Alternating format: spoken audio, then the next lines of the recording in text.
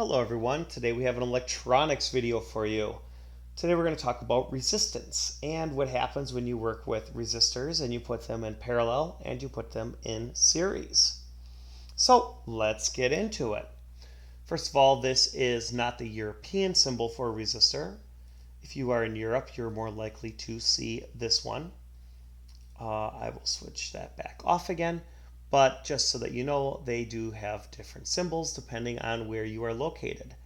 Now in this example, I'm using a 1 ohm resistor, which is ridiculously small for a circuit like this. And I also have a 5-volt DC power source, so this would be like something that a battery bank would provide. So you might be wondering, why do we care about resistance? Well, the reason for that is generally our voltage is going to be set by whatever our power source is. In this case, it's 5 volts.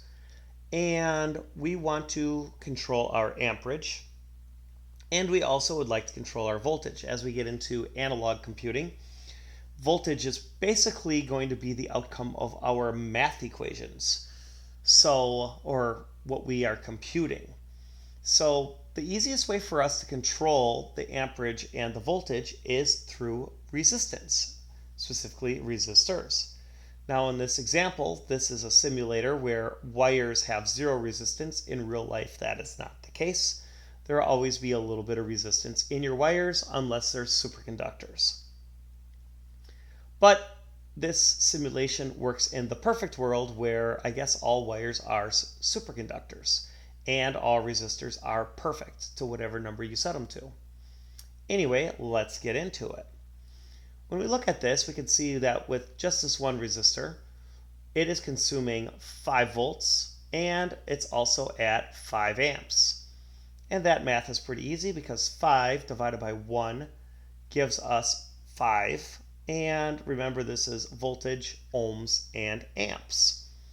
This is just a modification of the Ohm's law equation that we saw earlier in another video. So if you want to know more about that, please check that video out. And this simulator, if you're wondering what this is the Falstad circuit simulator. There's a video on that as well that you can check out if you want to know more about that. Anyway, let's put another resistor in here in series. I'm going to make this a 4 ohm resistor to keep the math easy. And now when we look at this, we can see for one, the little dots are moving slower, which means there's less current going through this. And if we check, we can see that that is the case where there's only 1 amp now going through both resistors. So why is that? Well, when you work with series, you add the resistance together. So 4 plus 1 gives us 5, which means this entire circuit now has 5 ohms of resistance in it. 5 divided by 5 gives us 1, and that's why we see 1 amp and 1 amp. Now you'll notice though that the voltage is different. There's 1 volt in the 1 ohm resistor and there's 4 volts in the 4 ohm resistor. And the reason for that is it's proportional. So there's a total of 5 ohms here, but this is only consuming 1/5 because it's 1, and this is consuming 4/5. Now you'll notice I said it's proportional. That means that if we make this a 1 kilo ohm resistor and a 4 kilo ohm resistor, we should expect the same voltages. And indeed, we have 1 volt here and we have 4 volts here. So that worked out well. But what about the amperage? What just happened there? Well, remember, these get added together. So 4,000 plus 1,000 gives us 5,000. 5 divided by 5,000 gives us 1/1000th, which is 1 milliamp. And indeed, we have 1 milliamp here. So that is how you work with resistors in series. Now, this is also sometimes called a voltage divider, and the reason for that is if you were to drive another circuit off of this, let's say you are forced to use a 5-volt power source like we have here, and you only want 1 volt.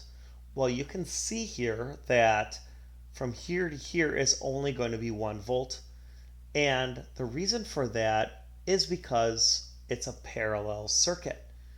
Well, since we're talking about parallel circuits, let's find out how those work a little bit. So let's change the structure of this and put it in parallel.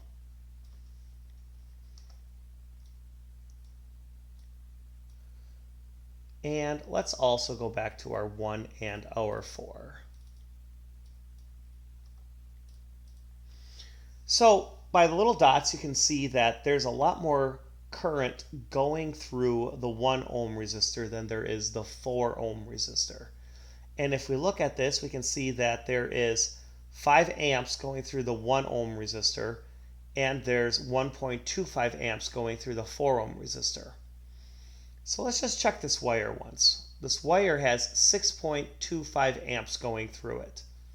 So obviously our amperages are being added together here because 5 plus 1.25 gives us our 6.25. So that's good to know. In this case, our amperages add together. But how does 5 ohms come into play with this? Well, it doesn't. That's the interesting thing about parallel circuits is the resistance is not added together like it is in a series circuit. Now, before we get into that, how or why is there 5 amps going through this? Well, in a parallel circuit like we have here, the voltage drop of 5 volts will drop across both of them equally. So there is 5 volts going through the 1 ohm resistor, and there's 5 volts going through the 4 ohm resistor. And in the case of the wire, it is perfect, so we're just going to ignore that now and get rid of that scope. But again, 5 volts here, 5 volts here. So that's interesting. Instead of the amperage being the same across both resistors, now the voltage is the same and the amperage is different. So 5 divided by 1 gives us our 5 amps. 5 divided by 4 gives us 1.25 amps. So again, those two are added together to give us our total amperage. But let's say you don't want to sit down and you don't want to calculate the amperage at every individual little branch and add them together. How would you figure this out? What is the total resistance of this circuit? Well, I'm glad you asked. So the way we do this is we actually move those voltages into the denominator. So 1 divided by 1 plus 1 divided by 4. Now this is obviously to add together, we need common denominators, so we'll make this 4 over 4. And that gives us a total of 5/4. And you might think, okay, so this is 1.25 ohms. Not exactly. We're not done yet. We have to actually invert this fraction now. Our final answer is actually going to be 4/5. Now this is the interesting thing about parallel circuits is the total resistance will always be less than even your smallest resistor you have. So 4/5 is smaller than 1 ohm. So we actually have, if I pull up in the calculator tool here, the equivalent of a 0.ohm resistor, or I guess it would be a 800 milliohm resistor, which is absolutely tiny. But the point being, this is how you find out the total resistance when they are in parallel. And let's just double check that because we can. If we do 5 divided by our total resistance, we should end up with our total current. And we do, 6.25. Anyway, so that's how you get your current. That's how you get your, your voltages from your power source. And that's how the resistors work. Now, let's actually go to the lab and let's look at how this works in real life. All right, so what we're going to do now is we're going to, first of all, these are the resistors I have. This should be a 1 kilo ohm resistor, and this should be a 5 kilo ohm resistor. I unfortunately do not have a 4 kilo ohm resistor, and I guess in a way, as we saw, you can add resistances together. So I could take two 2 kilo ohm resistors and put them together. But I think at this point that would just complicate things, and we don't necessarily need to make things any more complicated than they already are.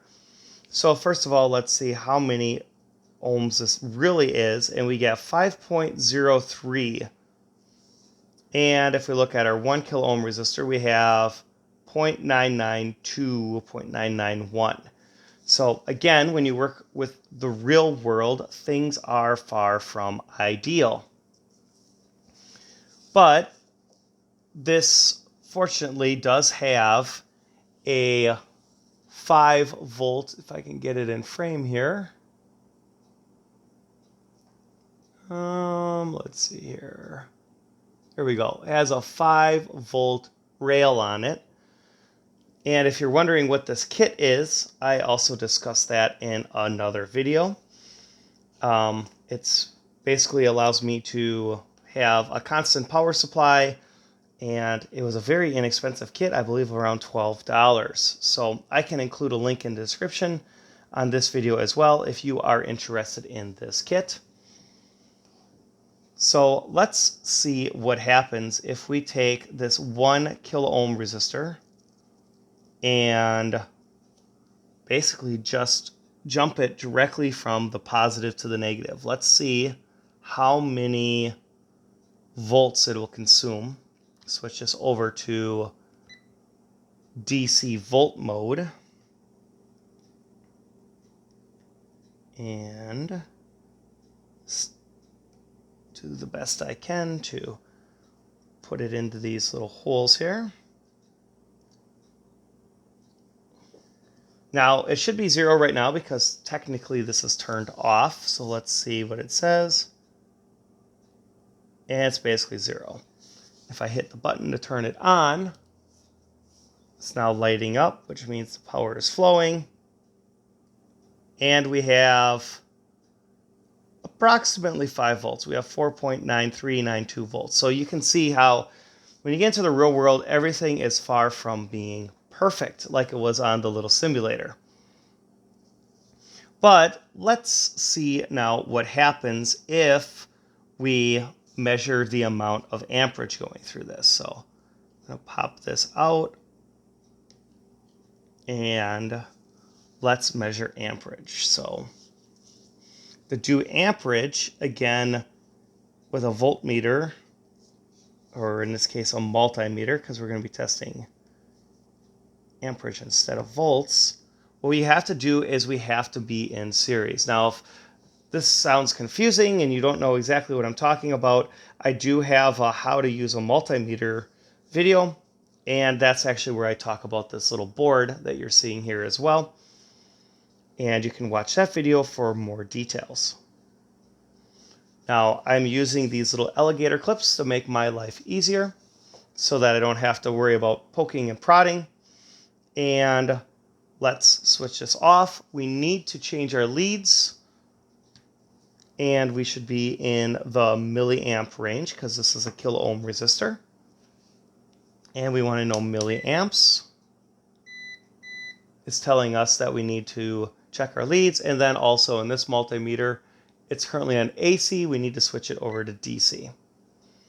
All right, now if we turn this on, we can see that almost 5 milliamps is flowing through this circuit, which makes sense because, again, we are taking 5 volts divided by 1,000, and we end up with 1,000th, which is goes into the milli terms, so we have 5 milliamps. All right, so that is neat. Now let's hook these up in series. I'm going to test the voltage first. And I think you can see why I did this on the computer first, because it's not as clear when you are doing this in real life exactly how all these little pieces and parts are coming together. But we will work through it. And put put that into the positive somewhere over there. Okay. Now we should be able to do some testing. I need to move my lead over to voltage testing again instead of amperage. Otherwise it will not work. And let's see what some of our results are. So across this resistor, we can see there's point, well, it's bouncing all over the place, but we have, let's see here if I can hold my hands steady. 0.79 about. And this one, which is much greater, so remember this is 1 kilo ohm and this is 5. So now we're working with a factor of 6. So this will be 1/6 and this will be 5/6.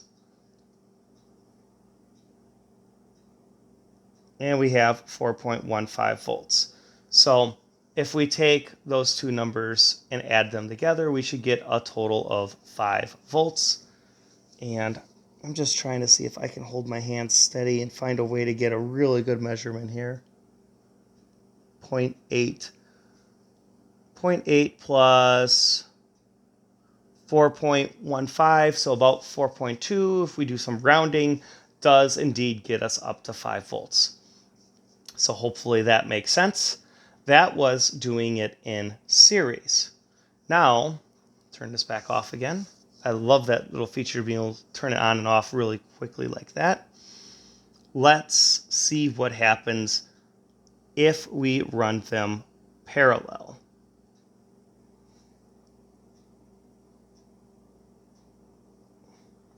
We should have, in theory, a 5 volt drop across both of them, but our amperage will vary this time.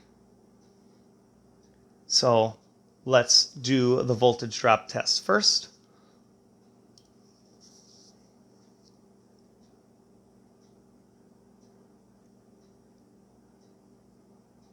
Again, about 5 volts there, and about 5 volts there. Perfect, that's what we were expecting. Now, let's do an amperage test.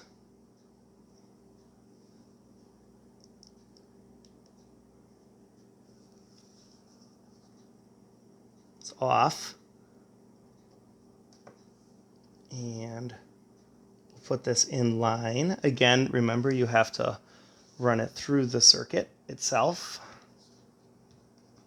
Switch it over to milliamps. DC. And all right, let's see how many amps are flowing now. Again, we have about 5 milliamps, and that's because 5 volts divided by approximately 1 kilo ohm is approximately 5 milliamps. All right, that's easy enough. Now, switch it over to this one. And this one is only at around 1 milliamp. And again, remember this is approximately 5 kilo ohms. So 5 divided by 5,000 should give us about 1,000th, which is a milliamp. So there we go. We have just proven what we saw on the computer. I'm sorry that the numbers aren't exactly the same with a 4 kilo ohm resistor, but in our example on the computer, I think the math was easier, and then it's always a little bit harder to visualize things on a breadboard because it's not as clean as a diagram, but I believe we were able to get the point across that the math is still working out the same way. Anyway, I hope you enjoyed this video. We look forward to seeing you in future videos. If you like this content of doing stuff on the computer and then doing stuff in the lab to show the comparisons between the two, please do like this video. It lets me know to keep making more of them. And also, if you like the content you see on this channel, please remember to hit that subscribe button so that the algorithm knows that you liked it. And for people that like similar content as you, it will know to recommend this video to them. All right. Anyway, keep working on making cool projects, and we look forward to seeing you in the next video.